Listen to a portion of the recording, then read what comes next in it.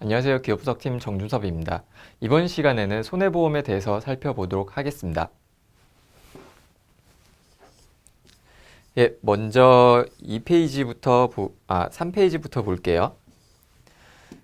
지금까지 이제 손해보험 종목의 실적을 결정했던 거는 거의 대부분 자동차 보험의 움직임이었습니다. 실제로 보시면 작년 이제 1분기엔 자동차 보험 손해율이 굉장히 좋으면서 실적이 잘 나왔다가 2분기부터 모멘텀이 떨어지고 그렇게 하면서 실적이 좀 부진했던 거를 확인할 수가 있는데요. 구체적으로 보면은 2017년 이제 상반기 원래 이제 계절적으로 자동차 보험은 1분기에는 손해율이 좀 높았다가 2분기에 낮고 3분기, 4분기에 갈수록 올라가는 이게 가장 일반적인 패턴입니다. 하지만 2017년 상반기에 특히 1분기 손해율이 굉장히 낮았어요. 손해율이 낮다는 건 그만큼 좋은 거죠. 실적이 잘 나왔다라는 거고 이게 이례적으로 상당히 잘 나왔던 손해율이 굉장히 잘 나오면서 이때 손보사들의 17년 상반기 실적도 굉장히 좋았었습니다. 하지만 그게 이제 하반기 들어가지고는 16년하고 거의 이제 비슷한 수준이죠. 그렇게 해서 YY로 크게 개선됐던 게 다시 이제 개선폭이 없어지면서 다시 이제 실적 모멘텀이 한 번 둔화가 됐고요. 그러다가 그게 올해는 이제 들어서 올해 이렇게 쭉 나오는 거는 이게 올해부터는 월별 공시 안 하고 분기 공시 때문입니다. 올해는 손해율이 다시 예전 수준처럼 이렇게 높아지면서 상대적으로 작년 대비해서 많이 올라가 보이는 거죠. 작년 대비해서 손해율이 많이 올라가면서 올해 1분기는 특히 실적이 좀 많이 부진한 모습이 보였다. YOY로 이제 거의 작년 대비해서 한 30% 정도 감익이 되는데 그 원인이 다 이제 자동차 보험 손해율이 작년 대비해서 많이 올라왔기 때문에 부진했다라는 겁니다. 그렇다면은 하반기는 어떻게 될까? 앞서 말씀드린 것처럼 이제 1분기보다는 보통 2분기에 손해율이 낮은 게 일반적입니다. 그래서 올해 같은 경우도 1분기 손해율보다는 2분기 손해율이 더 낮아질 거다라고 보고 있고 여전히 작년 대비해서는 손해율이 높을 것 같아요. 작년 대비해서는 부진한 건 어쩔 수가 없다. 하지만 상승하는 손해율이 올라가는 폭이 1분기보다는 좀 나아지지 않겠느냐. 그래서 2분기 같은 경우 실적이 작년 대비해서는 좀 하락한 폭이 좀 줄어들 거다. 부진이 조금 덜 할 거다. 그리고 3분기부터는 이제 어느 정도 적정 레벨로 갈 것 같습니다. 즉 다시 말하면은 2017년 하반기 손해율하고 큰 차이가 나오지 않을 거다. 한 비슷한 손해율로 가면서 1분기 때 많이 부진했던 자동차 손해율은 2분기, 3분기, 4분기 점점 갈수록 그만큼 그 부진의 폭이 점점 줄어들 거다라고 보고 있는 겁니다. 그리고 지금 이 손해율이 이렇게 좀 많이 높아 보이긴 하는데 좀 중장기적으로 보면 그렇게 높은 레벨도 아닙니다. 지금 현재 손해율이 여기에 있는 거죠. 과거 2012, 13, 14, 15년도 손해율에 비하면은 지금 최근의 손해율은 매우 어떻게 보면 밴드가 좀 많이 좀 낮아진 거죠. 밴드가 낮아진 밴드 범위 내에서 움직이고 있다라는 거죠. 이거는 다시 얘기하면은 과거 대비해서 좀 뭔가 근본적으로 손해율의 레벨 자체가 한 단계 좀 다운이 된 게 아닌가 이렇게 볼 수 있는 거고요. 그렇게 손해율이 좀 한 단계 레벨이 다운된 이유는 이제 한 두 가지 정도로 볼 수 있습니다. 첫 번째는 손보사들이 의미 없는 그런 이제 MS 경쟁은 하지 않는다라는 거죠. 최근 몇 년 동안 보면 이제 삼성화재를 포함해서 이제 주요 손보사들이 대부분 자동차 사업 비율이 많이 하락했습니다. 많이 하락했다라는 것은 사업비 쪽에 돈을 더 안 쓴다라는 거죠. 오히려 쓰는 돈을 더 줄였다라는 의미인 거고, 이거는 이제 그만큼 이제 의미 없는 점유율 경쟁이나 이런 쪽에서 좀 탈피하는 거 아닌가 이렇게 보고 있는 거고요. 또 두 번째로 생각할 수 있는 거는 최근에 자동차를 사람들이 잘 타는 양이 좀 줄었습니다. 이제 도로교통공단 자료를 보면은 이제 평균 주행거리를 봐도 이제 2012년에 비해서 좀 주행거리가 점점 줄어드는 모습을 보이고 있다. 아무래도 이제 KTX나 이런 거 개통도 좀 많이 하고 하면서 전반적으로 사람들이 지금 자동차에 대한 운행 자체가 조금 줄어든 거 아닌가. 그리고 무엇보다 더 중요한 거는 주행거리당 사망자 수. 주행거리 자체도 줄었지만 주행거리당 이제 사망하는 사람 숫자도 계속 줄고 있습니다. 이거는 주행 거리보다 훨씬 더 빠른 속도로 감소를 하고 있다. 이렇게 이제 사망자 수가 이제 줄어들고 있는 이유가 뭐냐? 아무래도 안전 장비나 그런 거에 대한 이제 기술이 발달하면서 요즘 나오는 차들은 사실 이제 좋은 장비도 많이 달려 있잖아요. 에이다스든 그런 것 등등 해서요. 그렇게 좋은 장비가 많이 달리면서 점점 자동차가 안전해지고 있다라는 거죠. 이제 이거는 큰 이제 기술의 흐름이기 때문에 이건 되돌릴 수는 없는 겁니다.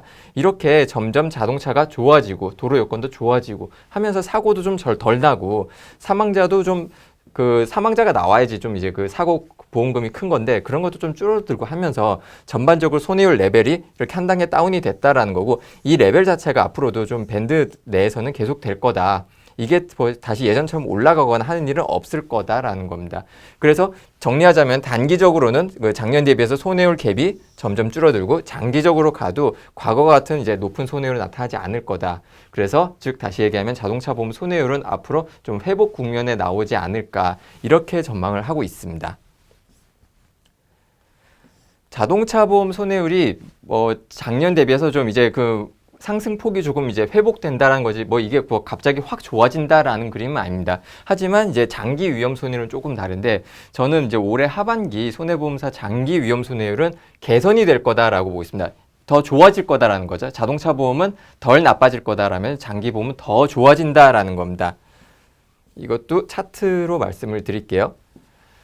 장기 위험 손해율이 개선이 되기 위한 가장 핵심적인 것은 실손 의료보험입니다. 실손 의료보험이 좀 갱신이 돼서 좀 보험료가 좀 올라줘야 돼요. 근데 실손 보험이 언제 가입이 많이 됐냐라는 것부터 먼저 살펴봐야 될 텐데 2009년 10월에 표준화가 됐죠. 표준화 되면서 표준화가 이 시점에 됐기 때문에 그 이전에 3분기까지 표준화 이전에 사람들이 많이 가입했어요. 보험을 많이 가입했습니다. 여기 나와 있는 것처럼 이때 보험 가입자 수가 계약 금액이 이제 확 증가해 버렸죠.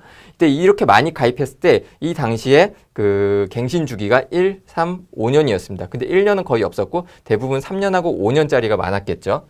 그리고 표준화 이후에도 놓고 보면은 2013년 4월 달에 다시 한번 또 표준화가 나왔습니다. 이때 표준화가 나오기 때문에 이전에 또 가입을 많이 해서 가입 금액이 많이 늘었어요. 가입 계약이 늘었는데 이때 갱신 주기는 5년짜리는 없어지면서 1하고 3년짜리 두 가지 나왔습니다. 이 중에서 이제 핵심이 되는 게 3년짜리가 될 건데요. 이 표준화 이전에 3년, 5년 그리고 이제 표준화 이후에도 개편 전에 3년짜리 이 계약들이 언제쯤 갱신이 될까? 위에 있는 걸 이제 밑에 테이블로 옮겨 놓은 건데 그 가입 금액이 이렇게 갈수록 많이 증가하는데 이 가입 시점들이 이제 08년 3분기부터 해서 이제 09년 3분기까지가 될 거예요. 이것들이 이제 3년 갱신 대상 같은 경우는 이제 2017년 2분기부터 그리고 17년 3분기 그래서 올해 3분기 갈수록 계속 3년 갱신 시점에 도래한다라는 거죠. 갱신 시점에 도래한다라는 거는 그만큼 이제 갱신될 때마다 이제 올리는 보험료가 이제 요율이 올라간 만큼을 이제 올려받을 수 있다라는 거죠. 그러니까 요율이 올라간 만큼 보험료가 증가한다. 보험사 입장에서는 그만큼 수입이 증가한다라고 볼 수 있는 겁니다. 그리고 3년보다 사실 비중이 높은 게 5년짜리인데 5년 같은 경우는 이제 본격적으로 갱신 주기가 도래하는 게 2018년 3분기, 그 2분기, 3분기 갈수록 해서 내년 3분기, 19년 3분기까지 갈수록 계속 갱신이 도래하는 물량이 증가한다. 그만큼 보험료가 더 많이 수입이 증가할 거다라고 보고 있는 겁니다. 똑같은 방법으로 이제 2013년 때 유입된 걸 보시면요. 이제 이렇게 계속 보험료 증가했고 이건 이제 앞서 말씀드린 것처럼 5년 갱신 없습니다. 그래서 3년짜리를 본다라면은 이것들이 본격적으로 갱신 주기가 도래를 하는 게 올해 1분기부터 해서 내년 1분기까지 계속 이어질 거다. 정리하자면은 올해 3분기 하반기부터 계속 이제 갱신 주기 도래하는 물량들이 많아지기 때문에 그만큼 이제 보험료가 많이 증가할 거고요.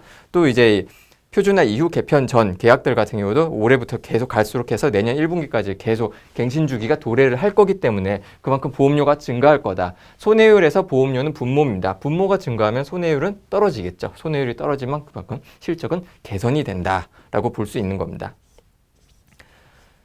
여기도 이제 앞서 말씀드린 것처럼 이제 계속 15, 16, 17 매년 연도마다 요율을 이렇게 올렸어요. 그래서 5년 갱신 주기 같은 경우는 5년치 갱신을 한꺼번에 반영하는 거잖아요.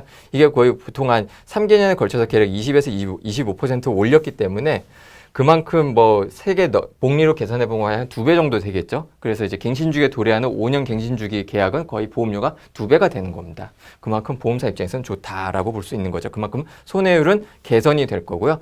그래서 이제 장기 위험 손해율 트렌드를 보면 이미 개선 트렌드는 나타나기 시작했습니다. 그리고 그게 하반기 갈수록 더 빨라지지 않겠나라고 기대를 하고 있고요. 그리고 뭐 이제 플러스 알파로 생각할 만한 게 이제 보통 문재인 케어라고 하죠. 건강보험 보장성 강화. 이게 있습니다. 이렇게 딱딱딱 순서대로 일단 뭐 추진을 하겠다라고 정부에서는 말을 하고 있고요. 이렇게 추진을 하게 되면은 그 의료비가 줄어드는 거잖아요. 그 일반 국민들이 지출하는 의료비가 줄어들면은 실손 가입자들의 보험사에 청구할 금액도 줄어들게 됩니다. 그렇게 되면서 그럼 이제 손해율을 계산할 때 이제 분자에 해당하는 게 손해액인데 손해액 보험금 자체가 이제 줄어들면서 그만큼 또 손해율은 좋아진 측면이 나올 수밖에 없다. 이건 뭐 얼마나 좋아질지는 뭐 잘 모르겠습니다. 이거는 좀 하는 걸 봐야 알 것 같은데 어쨌든 이것도 플러스 알파 요인으로 생각할 수 있다는 거죠. 손해율 개선에 있어서요. 물론 이게 개선이 좀 많이 된다라고 이게 좀 잘 된다, 시행이 잘 된다라고 하면 정부에서는 분명히 또 실손 요율을 내려라 이렇게 좀 압박을 넣긴 할 거예요. 하지만 지금 여기서 보시는 것처럼 3개년에 걸쳐서 거의 2배 가까이 일단 요율을 올려놨기 때문에 여기서 뭐 10%를 좀 깎는다고 해도 보험사 입장에서는 그렇게 큰 데미지는 아니다라고 생각을 합니다. 어쨌든 갱신주기에 도래하면은 그 계약들은 여기서 나중에 조금 이제 보험료를 낮춘다고 해도 그래도 여전히 올라가는 폭이 크기 때문에 그만큼 보험료 증가 폭이 클 거다라고 생각을 하고 있습니다. 그 다음에 사업 비율 측면인데 사업 비율 같은 경우도 이제 최근에 지난 2018, 지난 1분기죠. 1분기 때 사업 비율이 많이 올라가면서 그때 좀 뭔가 그 실적이 좀 많이 부진했어요. 근데 이때 1분기 때 사업 비율이 많이 올라갔던 거는 그럼 좀 이제 절판이 있었기 때문입니다. 물론 절판 플러스에서 이제 각 손보사마다 좀 경쟁이 좀 치열하게 나왔던 것도 사실이고요. 하지만 이것도 좀 2분기 이후부터는 좀 낮아지지 않겠나 이렇게 예상을 하고 있는 이유는 다음과 같습니다. 첫 번째는 방금 말씀드린 거 절판 이슈가 이제 4월부터는 좀 해소가 됩니다. 그리고 두 번째는 아무래도 업계 1등 회사가 경쟁을 좀 안 하면은 좀 그 밑에 있는 회사들도 좀 경쟁을 안 하게 돼 있습니다. 반대로 1등 회사가 경쟁을 좀 세게 하면은 나머지 회사들은 따라갈 수밖에 없는 구조고요. 근데 삼성화재가 지난 1분기 컨퍼런스 콜에서 그 과도한 GA 경쟁을 좀 지양하겠다 이렇게 밝혔기 때문에 2분기부터는 이제 동부나 현대, 동부가 아니라 DB죠. DB나 현대 같은 회사들도 점차 이제 신계약 지출을 좀 줄이지 않겠나라고 기대를 하고 특히 그리고 이제 세 번째 같은 경우는 금감원에서 또 손보사의 장기보험 사업비 집행을 좀 이제 조사를 하겠다. 이게 좀 과도하게 경쟁이 되고 있는 것 같으니까 좀 제어를 하겠다. 이렇게 이제 스탠스를 취하고 있기 때문에 아무래도 정부가 이렇게 하겠다라고 하면은 좀 그쪽으로 가게 돼 있습니다. 그래서 GA 쪽 시책 경쟁도 이제는 좀 완만해지는 거 아니냐, 누그러지는 거 아니냐 이렇게 기대를 하고 있고 특히 사업비 같은 경우도 보시면은 사업 비율이 이렇게 다 올라갔지만 그래도 이제 삼성, DB, 현대 같은 상위사들은 그래도 좀 어느 정도 안정된 범위 내에서 올라가고 있습니다. 하지만 메리츠나 하나처럼 중형사 같은 경우는 좀 많이 올라간 측면이 있고요. 그래서 앞으로 관리가 되더라도 좀 앞으로 사업 비율이 좀 어떻게 뭐 오르든 내리든 간에 사업 비율이 그래도 좀 상위사들이 지금 관리가 되고 있기 때문에 앞으로 내려가더라도 상위사들이 먼저 내려가지 않을까 이렇게 기대를 하고 있습니다.